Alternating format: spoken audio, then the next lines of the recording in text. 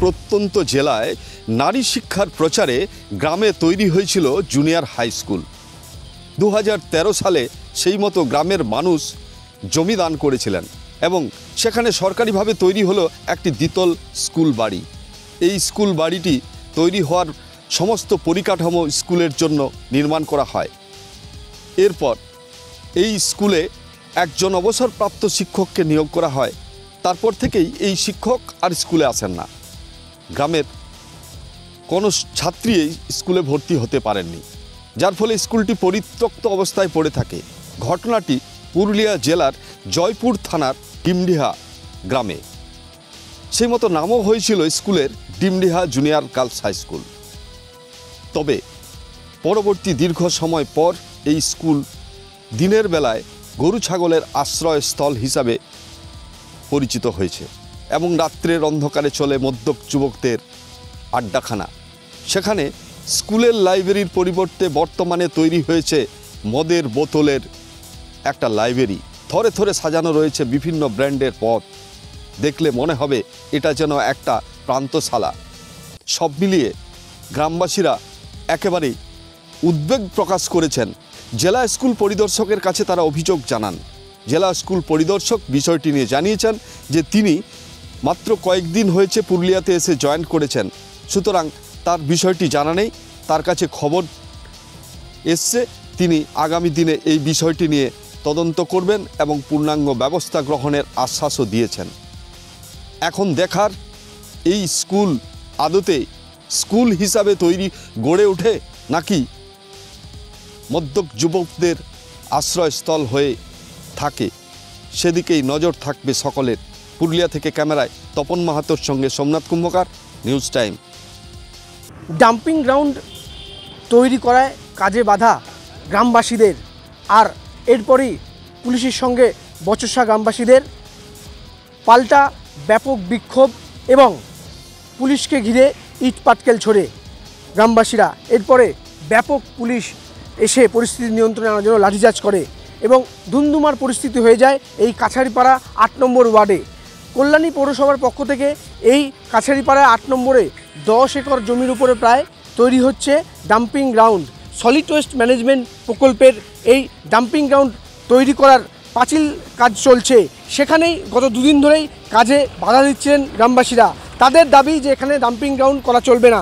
পাশাপাশি এই dumping ground বাধায় স্থানীয় বাসিন্দাদের সঙ্গে যোগ দেন কল্যাণীর বিজেপির বিধায়ক অম্বিকা রায়। তিনিও গ্রামবাসীদের সঙ্গে এই কাজে বাধা দেন বলে অভিযোগ। এবারে ধুমধুমার পরিস্থিতি হয়ে যায়, পুলিশের সঙ্গে খণ্ডযুদ্ধ বাধে। পাশাপাশি এই ঘটনায় ইটপাটকেল ছোড়া হয় পুলিশকে। বেশ কয়েকজন পুলিশকর্মী আহত হন, গ্রামবাসীদের মধ্যেও বেশ কয়েকজন আহত হয়েছেন। ছোড়া হয় টিয়ার গ্যাসের শেল। দীর্ঘক্ষণ প্রায় পরিস্থিতি সামাল দেওয়ার চেষ্টা করে পুলিশ। থমথমে রয়েছে এলাকা, পাশাপাশি কাজ শুরু হয়েছে, তবে পুলিশ পিকেট রয়েছে। আগামীতে এই ঘটনার তদন্তে নেমে পুলিশ বিজেপি বিধায়ক সহ 20 জনকে আটক করে কল্যাণী থানায় নিয়ে গেছে। কল্যাণী থেকে সুমন মজুমদার, নিউজ টাইম। নদীকে ভাগ ভাগ করে লিজে দেওয়ার অভিযোগ উঠল তৃণমূল পরিচালিত পঞ্চায়েত সমিতির বিরুদ্ধে। বাগদা পঞ্চায়েত সমিতির বিরুদ্ধে এই অভিযোগ তুলেছেন নদী পাড়ের বাসিন্দারা। যেটা জানা যাচ্ছে, বাগদা পঞ্চায়েত সমিতির মধ্য দিয়ে বয়ে গেছে বেতনাবতী নদী, আর সেই নদীই এক শ্রেণীর মানুষ তারা মাছ চাষ করছেন। নদী পাড়ের যারা বাসিন্দারা আছেন তাদেরকে নদী ব্যবহার করতে দেওয়া হচ্ছে না, অর্থাৎ নদী থেকে তারা মাছ ধরবেন, নদীতে পাট জাগ দেবেন, সেগুলি কিছুই করতে দেওয়া হচ্ছে না। বাগদা থানায় যে পুলিশের সহযোগিতা ক্যাম্প বসেছিল, সেখানে বেতনাবতীর পাড়ের বাসিন্দারা তারা অভিযোগ দায়ের করেছেন যে তারা নদী ব্যবহার করতে পারছেন না। কারণ খুঁজতে গিয়ে জানা গেল, বাগদা পঞ্চায়েত সমিতির পক্ষ থেকে এই নদীকে বিভিন্ন পাটে পাটে ভাগ করে লিজে দেওয়া হয়েছে মৎস্যজীবীদের কাছে, তারা মাছ চাষ করবেন তার জন্য। বাগদা পঞ্চায়েত সমিতির সভাপতি তিনি বলছেন যে এলাকার যে মৎস্যজীবী রয়েছে তাদের আর্থিক সমৃদ্ধির জন্য এই কাজ করা হয়েছে এবং এই লিজের যে টাকা, সেই টাকা ঢুকছে গিয়ে বাগদা পঞ্চায়েত সমিতির কোষাগারে। নদীকে বাদ দেওয়া যায় না, নদীর লিজেও দেওয়া যায় না। নদী তার আপন গতিতে চলবে এবং নদী পাড়ে যারা বাসিন্দারা রয়েছেন তারাই মূলত এই নদীর তাদের যে প্রয়োজনীয় কাজ সেটা মেটাবেন, কিন্তু সেটা পারছে না। আর এই নদী বা লিজে দেওয়া নিয়ে কিন্তু শুরু হয়েছে রাজনৈতিক দরজা। নদী পাড়ের যে বাসিন্দারা তারা কিন্তু চাইছেন যে তাদের পুরনো যে অবস্থানে নদী ছিল তারা ব্যবহার করবেন, সেই অবস্থায় প্রশাসন ফিরিয়ে দিক। বাগদা থানার তারা দ্বারস্থ হয়েছেন। এখন দেখার যে বাগদা থানার পক্ষ থেকে কি পদক্ষেপ নেয়। তবে বিগত পঞ্চায়েত সমিতির যে বোর্ড ছিল তারা এই নদী লিজে দিয়েছিল, সেই ধারাবাহিকভাবে তারাও পঞ্চায়েত সমিতির কোষাগারের কথা ভেবে লিজে দিয়েছেন। এখন দেখার প্রশাসন অভিযোগ পেয়েছে নদী পাড়ের বাসিন্দাদের, তারা কি পদক্ষেপ নেয়। বাগদা থেকে উৎসব মণ্ডল, নিউজ টাইম। বালির ঘোষপাড়া এলাকার বাসিন্দা সৌমিত্র চট্টোপাধ্যায়, পেশায় যিনি তবলাবাদক, তিনি গিয়েছিলেন কাটিয়ারে কোনো একটি অনুষ্ঠানে। পেশাগত কারণে তিনি যাওয়ার পর সোমবার রাত্রে সেখান থেকে কাটিয়ার থেকে ট্রেনে হাওড়া ফেরার কথা, তিনি ট্রেনও ধরেছিলেন। পরিবারের সদস্যদের বক্তব্য, কাটিয়ার এক্সপ্রেসে ওঠার পর থেকে তার সঙ্গে আর কোনো রকমভাবে পরিবারের যোগাযোগ হয়নি। সকালবেলা যখন ফোন করা হয় পরিবারের পক্ষ থেকে, কারণ মঙ্গলবার সকালে ট্রেন হাওড়ায় ঢোকার পর তাকে নিয়ে আসা বা বাড়ি আসার যে বিষয়গুলো, সেই কারণে বাড়ির লোক ফোন করতে চায়, কিন্তু ফোনের সুইচ অফ। পরবর্তীতে তাদের সন্দেহ হয়, দীর্ঘক্ষণ ফোনে যোগাযোগ না পেয়ে প্রশাসনের তারা দ্বারস্থ হন। পরবর্তীতে তারা জানতে পারে কাটিয়ার এক্সপ্রেস যেটা হাওড়ায় এসেছে, সেই এক্সপ্রেসের প্রতিবন্ধী কোচে একটি মৃতদেহ পাওয়া গেছে, যে দেহটি রক্তাক্ত অবস্থায় এবং তার শরীরে আঘাতের চিহ্ন রয়েছে। পরবর্তীতে যা জানা যায়, তার পেটে বুকে রীতিমতো ক্ষতচিহ্ন রয়েছে, মুখে ছুরিকাঘাত করা হয়েছে এমনটাই অনুমান, এবং মুখের হাড় চোয়াল ভেঙে গেছে এমনটাও কিন্তু যা সূত্রে আমরা জানতে পারছি। পুলিশ প্রশাসনের সঙ্গে যোগাযোগ করে রেল পুলিশ এই ঘটনায় প্রথমে অনুমান করেন যে এটা হতে পারে কোনো খুনের ঘটনা।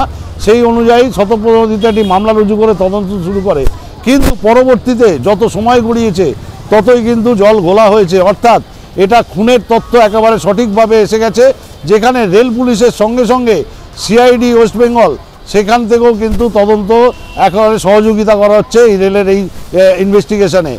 ডিআইজি তিনি জানিয়েছেন যে যে এটা খুন যে হয়েছে এটা পরিষ্কার, তবে তদন্ত শুরু হয়েছে। এই ইনভেস্টিগেশনের জন্য সিআইডি ফরেন্সিক দল সেই ট্রেনের কোচটিকেও পরিদর্শন করেছেন। এমনকি রেল পুলিশ এবং সিআইডির আধিকারিকরাও কোচটি পরিদর্শন করে সেখান থেকে নমুনা সংগ্রহের বিষয়গুলো তারা কিন্তু সংগ্রহ করেছেন। তদন্ত এখন জোর কদমে এগিয়েছে, কোচটিকে সিল করে বন্ধ রাখা হয়েছে। তবে এখন অপেক্ষায় থাকতে হবে তদন্তে কি বেরিয়ে আসে, তার জন্য কিন্তু মূল প্রশ্ন থেকেই যাচ্ছে রেলের যাত্রী সুরক্ষা এবং নিরাপত্তা নিয়ে। হাওড়া থেকে শান্তনুকরণ, নিউজ টাইম। এক নাবালিকাকে অপহরণের ঘটনায় ধৃত অপরাধীকে থানা থেকে আদালতে নিয়ে যাওয়ার সময় পুলিশের হাত থেকে ছিনিয়ে মারধর করার একটা প্রচেষ্টার অভিযোগ উঠল বিজেপির নেতাকর্মীদের বিরুদ্ধে। পশ্চিম বর্ধমানের অন্ডাল থানার ঘটনা। এই ঘটনাকে কেন্দ্র করে বৃহস্পতিবার সকালে থানা চত্বরে প্রচণ্ড উত্তেজনা ছড়ালো। বিজেপির দাবি, এই ঘটনায় পুলিশের সঙ্গে ধস্তাধস্তির জেরে তাদের এক মহিলা কর্মী আহত হয়েছেন। অন্ডাল থানার পুলিশ অভিযোগ পেয়ে একটি অপহরণের মামলা রুজু করে এবং তারপরেই তারা তদন্ত শুরু করে। তদন্তে দেখা যায় যে ওই ভাড়াটিয়া সে ওই নাবালিকাকে নিয়ে উত্তরপ্রদেশের কানপুরে চলে গিয়েছে। পরে কানপুর থেকে ওই নাবালিকাকে উদ্ধার করে আনা হয় বুধবার অন্ডালে। সেই সঙ্গে গ্রেপ্তার করা হয় অভিযুক্তকে। থানা থেকে যখন দুর্গাপুর আদালতে পাঠাচ্ছিল পুলিশ, সেই সময়ে অন্ডাল থানায় জড়ো হন বিজেপির নেতাকর্মীরা। পুলিশের অভিযোগ যে তাদের হাত থেকে ছিনিয়ে নিতে চাইছিল অপরাধীকে বিজেপির নেতাকর্মীরা, এবং তারপরেই তাকে মারধর করার একটা উদ্দেশ্য ছিল। কিন্তু পুলিশ সেটা করতে না দেওয়ায় পুলিশের সঙ্গে বিজেপির নেতাকর্মীদের ধস্তাধস্তি হয়। কোনো ক্রমে গাড়িতে করে অপরাধীকে দুর্গাপুর আদালতে পাঠানো হয়। বিজেপির নেতাকর্মীরা থানা চত্বরে বসে বিক্ষোভ দেখাতে শুরু করেন পুলিশের বিরুদ্ধে। বিজেপির নেতৃত্বের দাবি যে তারা অন্ডাল থানায় এসেছিলেন, পুলিশ যে কাজ করেছে তার জন্য পুলিশকে বাহবা দিতে, কখনোই অপরাধীকে ছিনিয়ে তাকে মারধর করার উদ্দেশ্যে নয়। যদিও গাড়ি করে যখন অপরাধীকে নিয়ে যাওয়া হচ্ছিল সেই সময়ে ওই অপরাধীর দিকে কটাক্ষ ছুড়ে দেন বিজেপির নেতাকর্মীরা, সেই সঙ্গে গাড়িটিতে ধাক্কাধাক্কিও করেন। পশ্চিম বর্ধমান থেকে বিশ্বজিৎ ঘোষ, নিউজ টাইম। 6 বন্ধু মাইথন জলাধারে ঘুরতে এসে দুর্ঘটনার শিকার হলো। 6 জনের মধ্যে 3 জন জলাধারে স্নান করতে নেমে তলিয়ে যায় বুধবার বিকেলে। বৃহস্পতিবার সকাল থেকেই স্থানীয় উদ্ধারকারী দল তাদের দেহ উদ্ধারে নেমেছিল।